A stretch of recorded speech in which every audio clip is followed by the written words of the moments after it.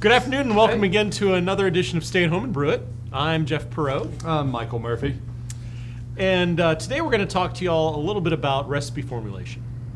How to do it. Anybody can write a recipe, but how to do it and get the best out of your beer and, have more successes than failures. Exactly.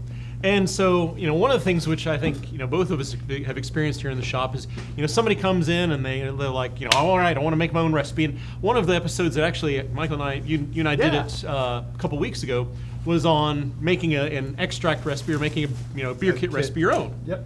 So if you haven't seen that one, go back and check that one out. But if you have, a lot of what we've noticed is people come in and they want to talk about, how to come up with their own recipe. And sometimes we'll see these recipes from people and we're looking at it and thinking, okay, well what are you trying to make?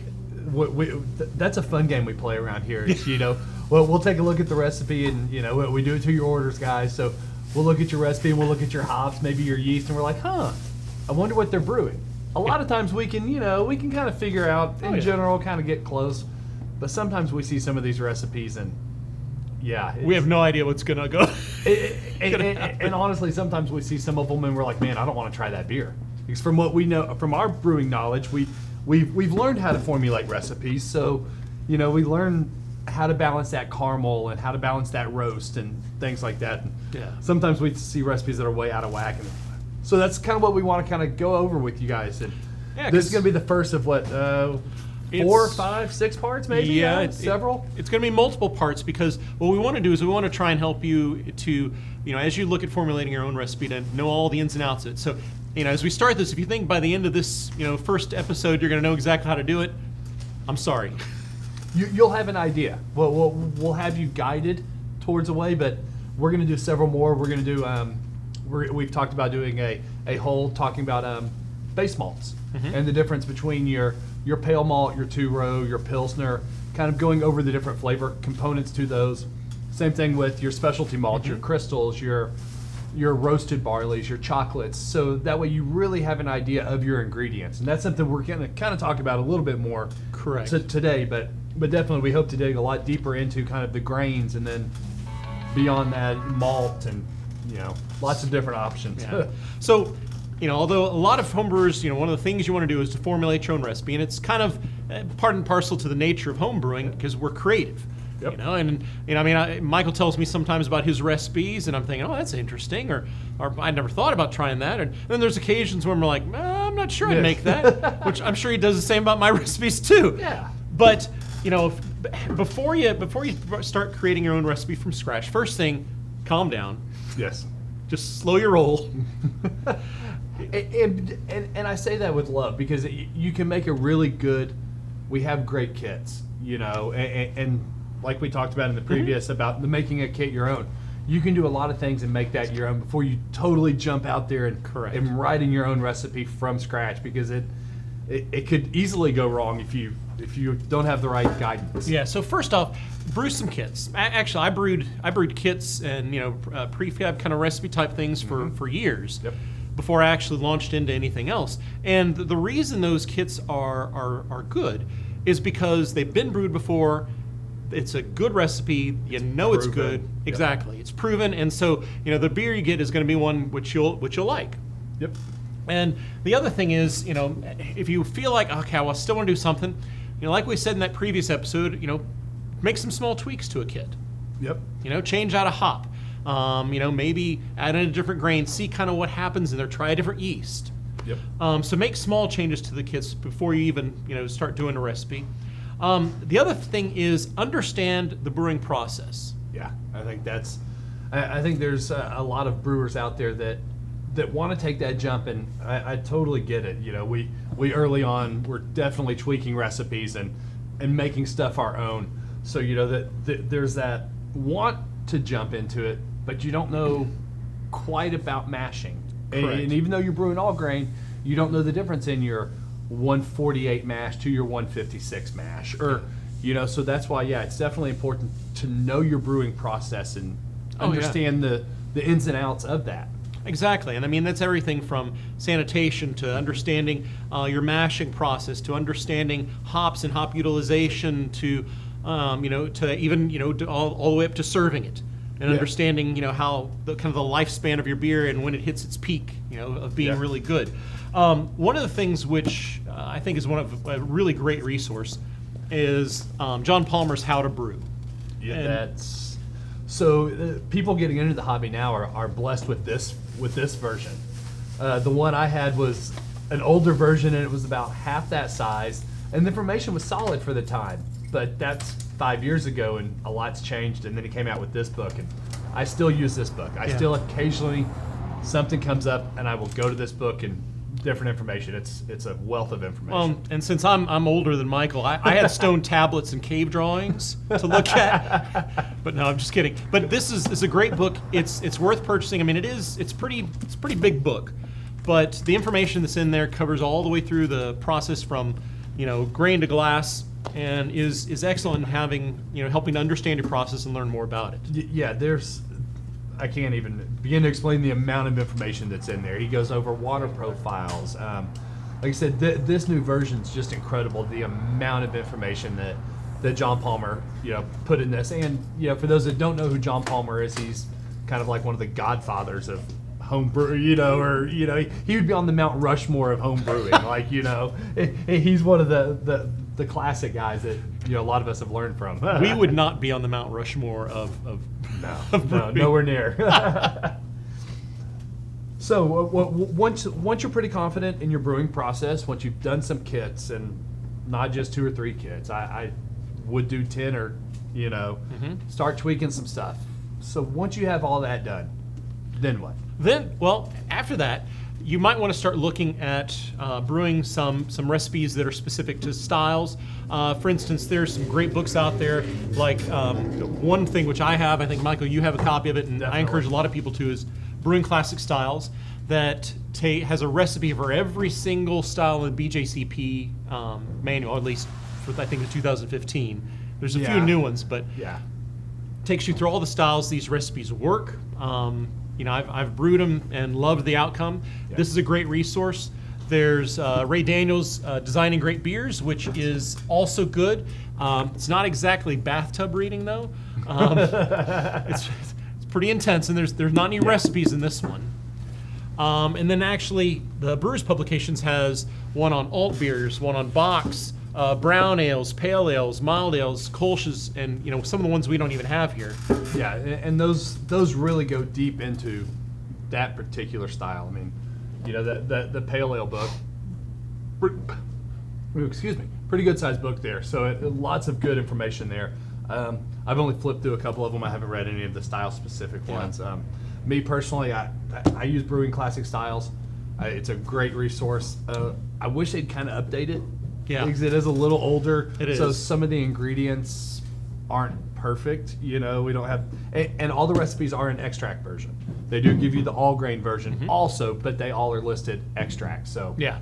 So for those of y'all who haven't made the leap yet to all grain brewing and are kind of wanting to start writing your own recipes, that's a good resource to start from. Great place. Another one is Clone Brews, and for those who have I tried this beer and I really liked it, Sierra Nevada Pale Ale or something other, and I want to find it, and they've got all kinds of if you want to brew Sierra Nevada Pale Ale, come to us. We have a kit. But there you go. But there's all kinds of ones in there too. There's Yingling. I'm trying to think of some of the Pilsner ones that. Urquell. But yes, so I'm trying to think of some of the ones that customers have come in, and we've gone straight to that book. And let's look right there. That's perfect. Well, and I've had people ask about Yingling too, because we can't get Yingling here in Texas. Yeah. Another one which is actually really good is Radical Brewing. Are you familiar with this one? I think I flipped through it, but I don't think I've ever. Radical Brewing is nice. I mean, there's a lot of good recipes in there. But for those of y'all who are wanting to kind of do some, beers that are a little bit different, Rainey Mosier takes you through unique ingredients, spices, fruits, even how to smoke your own malt, things like that. I'm kind of intrigued by that. We had a customer just last week order some grain, and he wanted it separate and unmilled.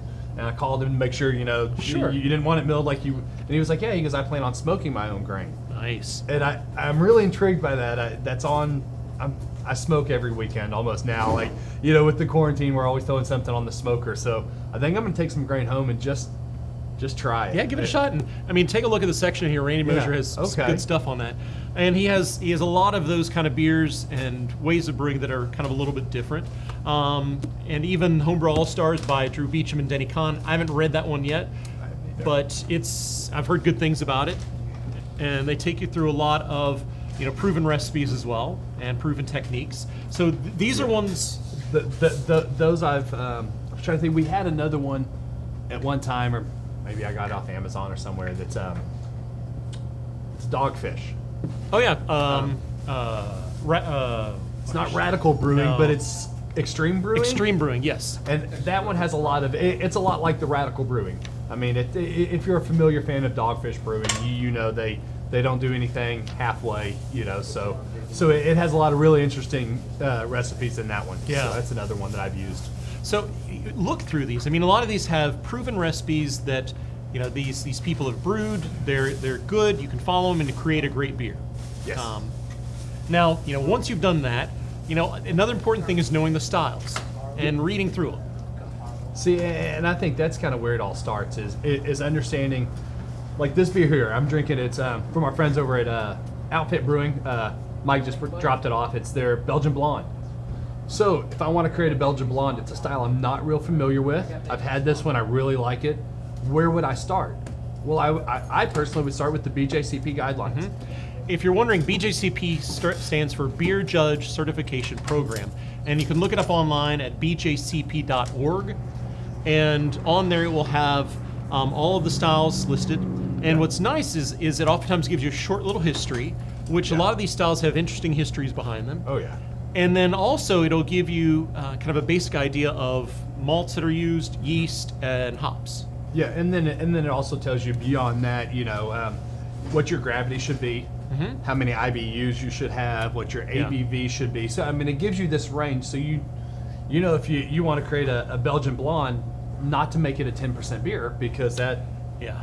I mean, you can, but that would be outside of style guidelines. Yeah, and I mean, you also you want to know kind of the IBUs and whatnot because you don't want to overhop it, and then suddenly you got you're like, okay, that doesn't taste like the Belgian Blonde that I had from Outfit or from someplace else. It's whew, that's a hoppy. Exactly. So that's a great place to start. I think those are the two places I start. I start with brewing classic styles.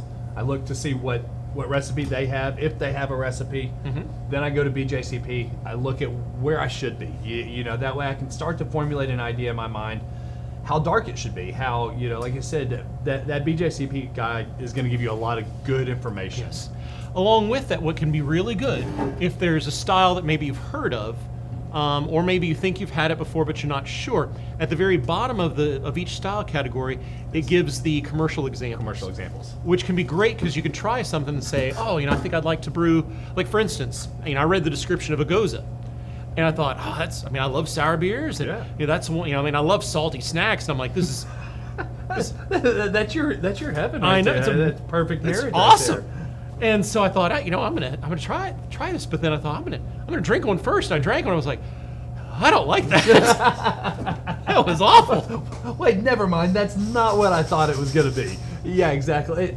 And most of the BJCP style recommendations you can get. I took a class this past fall, and I actually had to brew a Czech dark lager because here in the U.S. you can't get a classic Czech dark lager. They don't exist outside of the Czech Republic. But that's a great place to start. A good resource to start to get an understanding of what your finished beer should be. Correct. So take a look at that. Now we want to caution you a little bit. A lot. Well. I will caution you a lot. There's a lot of resources out there that are not good.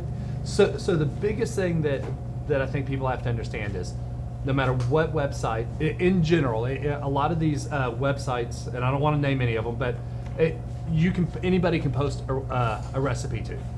Yeah. So I caution you searching in whatever beer formulation software you're using. You can look up an amber ale, and you're going to pull up a couple hundred recipes probably, but you don't know anything about it. Yeah. Yeah. All you know is this is what they did. So I caution against. Got to be careful who your resources Yeah. Because I was telling Michael earlier, I was looking up kind of one before and found somebody said, oh, I have this great, Oktoberfest Märzen recipe and it's awesome. And I looked at the ingredients and there wasn't one German ingredient in the entire thing. I'm like, this doesn't look like an Oktoberfest. All American hops, nothing. Yeah. So you really got to kind of. Exactly, and be careful. There's, there'll be forums that you can find online, and people post things, and they'll say, "Oh, I've got a great recipe for," like I saw one said, great recipe for Pliny the Elder, and so I'm gonna brew it this week. I never brewed it before, and it's okay. Okay, well, come back and tell us the results, and do a little side by side. Tell us how close you got, and don't expect us all to just go ahead and grab the recipe. Yeah. Grab the recipe and run with it. Yeah, exactly. So that's where I, well before I started here, like I said, I would start with brewing classic styles. I was just learning about BJCP, but I was using that as a resource. And then I would also look at our kits. If we had a brown ale that I was trying to do, I would look at what we used in our brown ale. And then I would, maybe look at Austin Homebrew, or, I would look at other resources, again, those proven recipes that we talked about. So if I saw they were, that they all were pretty similar, all using the same type of specialty ingredients, that would give me an idea. Okay, well, they all use chocolate and they all use Crystal 90. That kind of had me in the right, area. Also be very careful of just YouTube videos. There's a lot of videos out there of people who are brewing, and it may not always be a good recipe that they're doing. And so, just be very cautious with that. And as Michael was saying, compare it with trusted resources, whether it be, one of our kits that we have here, or in, something you can read in the books here. Those are really good things to do. Daniel Boyd actually also made another suggestion. He said there's a book called Ancient Brews and Meal Pairings. Said it's kind of a fun book to read. Patrick McGovern from Dogfish wrote it, and it gives the homebrew scale recipes of all the ancient ales Dogfish made. And the history of each. Okay, so because they did that King... Oh, they did Midas Touch? The Midas Touch, and they've done a couple old, really interesting, very classic... Yeah, there was one they did, I can't even remember what the name of it was, but it was with Japanese fruit in it. Yes. They've done... I can't remember. The guys at Dogfish are really... They also did a lobster beer, which... That's what... So maybe we should help people formulate a recipe for a lobster beer, Jeff. I don't know. But that's something... So that's something we've kind of talked about as far as the BJCP style. But I think that's what's important is when you have an idea, find the style. Because I want to do a lobster beer. And we've had customers come in. I want to do a coconut beer. Okay, great. What style? Because I can do a coconut beer as a stout, or I can do a coconut beer as a lager. And anything in between. So it's a good idea, when you have a lobster beer, well, what type style would that pair well with? And that's I think really step one is kind of get an idea of which way you want to go with it. Yeah, so it's a huge benefit to understand, what beer styles are, and then what tastes go together. And so you can taste that beer and taste it, and I don't know, maybe you're going to make a really rockin' lobster beer, and if so, awesome. I'm not sure I want to try it. Michael might turn on maybe like an interesting, I don't know. Michael may want to try lobster beer. So that'll be the extra advanced recipe formulation classes. Shellfish. Developing Hey, they do oyster stouts. I've seen that. So, well, now that we're getting off a little bit here. Be great in that. What was that? Butter and lobster? Oh. Actually, as an addendum to that, our homebrew competition, Blue Bonnet, about 2 years ago, there was somebody who did have a lobster beer. And in the club right next to it, they had buttered popcorn that they were serving. And I tried the two together, and although I didn't like the lobster beer, I tried the lobster beer and the popcorn together. It was like, that's like a buttered piece of lobster in my mouth. I guess you do need to get that Lorraine butter. So, with that, do we have anything? Let's see, random YouTube recipes. Yeah, definitely stay away from those. Who say they have a new recipe and may not have made it before? Definitely, yeah. So the biggest thing is, there's lots of good information out there online, but again, I think we just can't stress enough. Watch where it's coming from. Oh, Yeah. Another great, we didn't even mention a place that I use. I look at BYO, Brew Your Own Oh, yeah. Magazine, And Zymergy? Zymergy, and then also Craft Beer and Brewing is another one that, and I'll look on their online recipes. A lot of these styles, they have yeah. a whole, brewing your best, Belgian blonde, and they're going to go through and give you some different tips. And Yeah, actually, if you're a member of the AHA, the American Homebrewers Association, and you get Zymergy, they have an app called Brew Guru. yep, And in that is a searchable database of award-winning recipes. So these are recipes that have Yep. won at a national level. Yep. And so you know it's going to be good. I mean, the recipe is solid. Yeah. If the beer's not good, that's on you. exactly. So that's another great resource. And another place, again, even if you're wanting to write your own, another good place to look at, here's what an award-winning recipe, especially, Correct. through there, this is what a great Belgian blonde should be. How close is mine? Or, not needs to be close, but, they're using all pills and you have all Munich, you might want to. Yeah. And don't be afraid to ask. And, if we can be of help at all in that, and you've got a question saying, hey, I've got this Pilsner recipe and it has this and this and this in it, what do you think? We could say, yeah, that sounds pretty good. Or, well, have you taken a look at Brewing Classic Styles and, look at the Pilsner recipe in there. We can't make your recipe up for you. Well, and a lot of times we will have people come in and want us to write a recipe, and it's not that we can't do it. We don't like to do it just because writing a recipe on the fly, I can't guarantee that this beer is going to be worth a damn. I mean, that's just the honest. With me just coming up with something, we can't assure that it's going to be a great product.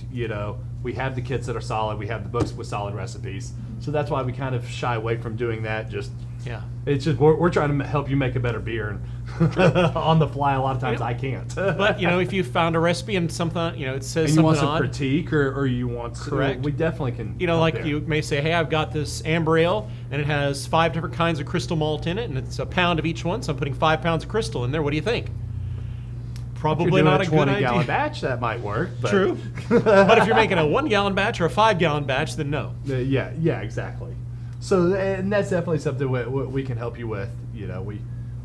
We don't mind at all. That's kind of what we through all this quarantine. I miss having customers come in. It's been nice, like not having customers in the shop, but I've also really missed the customers coming in and BSing with us and help getting our advice on recipes, our advice on hops and stuff. That's really what I love. Is helping educate others and talk to them. So definitely. All right. So anything else you can think of, Michael, or? Not for part one. Okay, so as we mentioned, this is part 1, and next we'll get into approaching your malt bill. We'll probably be a little, a couple days or so before we get into that. Yeah, it's Wednesday, so probably maybe Friday next week. Yeah, or next week. But stay tuned. We've still got a lot planned. Our next episode will be focused in on multiple dry hop additions to your beer, and Nice. how you do that safely without oxidizing your beer or causing problems. You mean you just don't throw them in? Well, I guess I dry hopped my beer wrong. I guess you can, but we will talk about various techniques and perhaps their good points and maybe their problematic points. Less good points. Well, I've been doing all my beers wrong. Don't go and burn your brewery down. But I just want to, again, thank all of you guys out there for your support, for all your business. This homebrew business has been rocking, so we definitely appreciate it. Continue to support your local breweries. A lot of them are selling out of beer because you guys have been awesome and continue to support them. So continue to buy their beer. That helps us here at the shop. That helps them. Yeah. And thanks for all the business. Yeah, thank you much. And we look forward to hopefully seeing you tomorrow on the next episode. So y'all have a good one. Stay at home, brew it, and cheers. Cheers.